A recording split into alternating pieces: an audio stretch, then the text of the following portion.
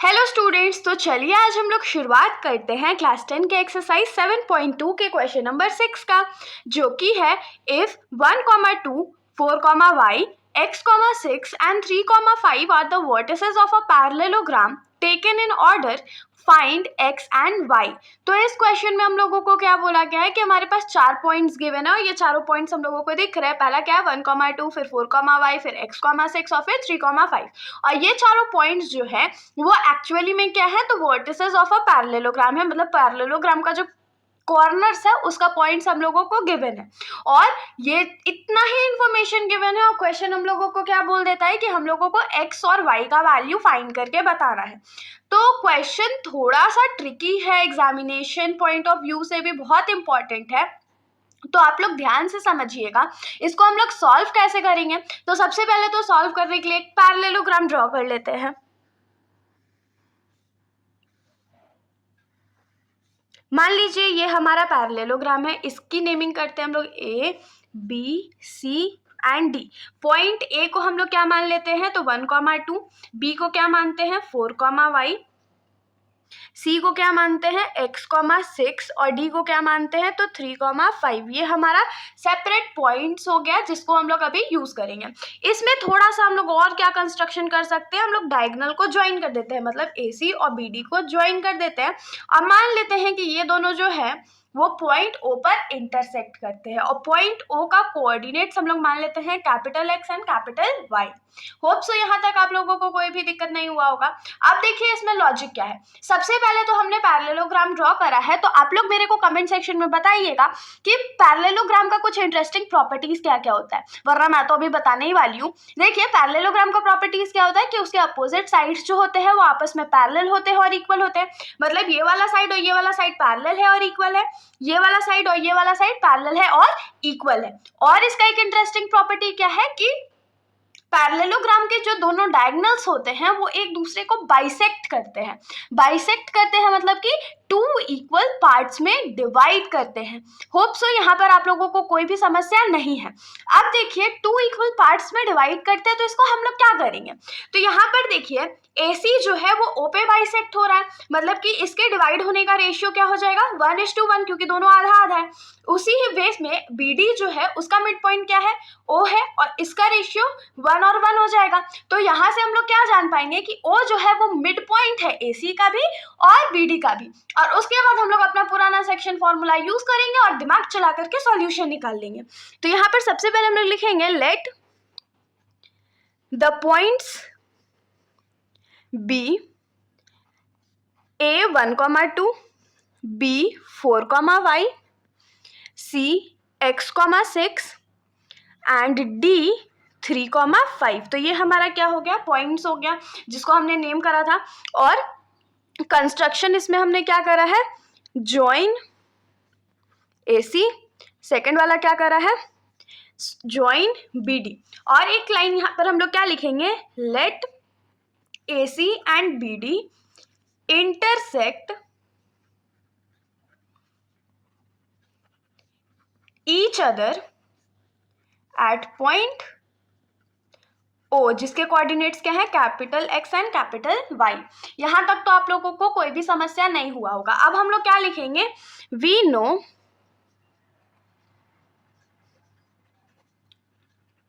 diagonals of a parallelogram bisect each other. हम लोग को ये पता है कि डायगोनल्स जो होते हैं वो पैरेललोग्राम के वो एक दूसरे को क्या करते हैं, तो बाइसेक्ट कर देते हैं। तो देयरफॉर यहां से हम लोग क्या लिखेंगे कि AC and BD are bisected in the ratio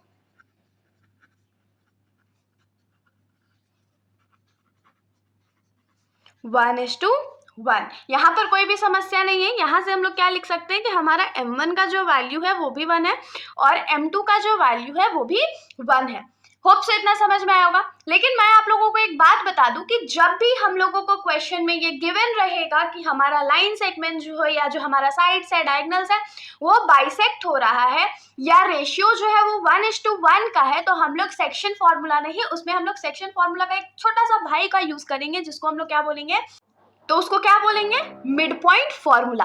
अब मिड पॉइंट फॉर्मूला हम लोग कहाँ कहाँ यूज करेंगे, जहां पर जो हमारा लाइन सेगमेंट, डायगोनल साइड जो भी लाइन है वो 50-50 में डिवाइड हो रहा है या 1:1 के रेशियो में डिवाइड हो रहा है। तो यहाँ आप लोग फिगर में देख सकते हो कि हमारा जो लाइन AC और BD है वो दोनों मिड पॉइंट है, ओ जो है वो दोनों का मिड पॉइंट है, रेशियो भी 1:1 है, तो हम लोग मिड पॉइंट फॉर्मूला का यहाँ पर यूज करेंगे। तो यहाँ पर क्या लिखेंगे, using mid point formula, mid point formula का यूज करेंगे। तो हम लोग क्या लिख सकते हैं, अगर मान लीजिए हम लोग फॉर डायगोनल AC डायगोनल के लिए अगर हम लोग यूज कर रहे हैं तो यहाँ पर क्या लिखेंगे, using mid point formula for diagonal AC क्या लिख सकते हैं कि OX, Y जो होगा वो किसके बराबर होगा। तो पहले x के लिए वैल्यू फाइंड करते हैं, तो x के लिए वैल्यू क्या हो जाएगा, x1 + x2 डिवाइडेड बाई 2। अगर x का पॉइंट हम लोगों को फाइंड करना होता है तो मिड पॉइंट फॉर्मूला के थ्रू हमारा फॉर्मूला क्या हो जाता है, x1 + x2 बाई 2।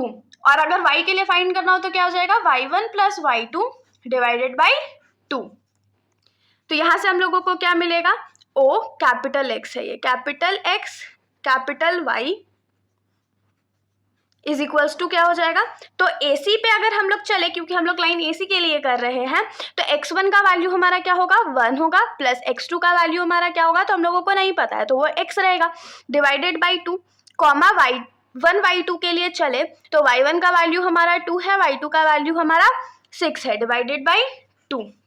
थोड़ा सा इसको सॉल्व कर लेते हैं, तो इसको 1 + x/2 ही रहने देते हैं, और 2 + 6 को हम लोग क्या लिख सकते हैं, 8, और 8 डिवाइडेड बाई 2 क्या होता है, 4 होता है, तो इसको डायरेक्टली 4 लिख देते हैं, और ये हमारा क्या हो जाएगा, OX, Y। इसको मान लेते हैं इक्वेशन नंबर 1। तो ये तो हमारा डायगोनल AC के लिए था, ठीक है, समझ आ गया।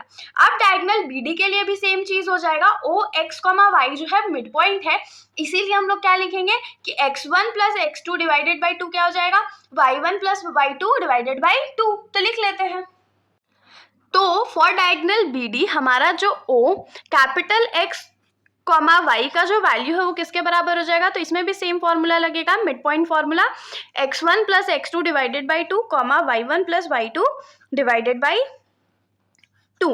वैल्यूज पुट कर देते हैं, तो यहाँ पर जो हमारा BD के लिए x1 का वैल्यू है वो क्या है, तो 4 है, प्लस x2 का जो वैल्यू है वो क्या है, तो 3 है, इसको डिवाइडेड बाई 2 कर देंगे, इनटू y1 का वैल्यू हमारा y है, प्लस y2 का वैल्यू हमारा 5 है, डिवाइडेड बाई 2।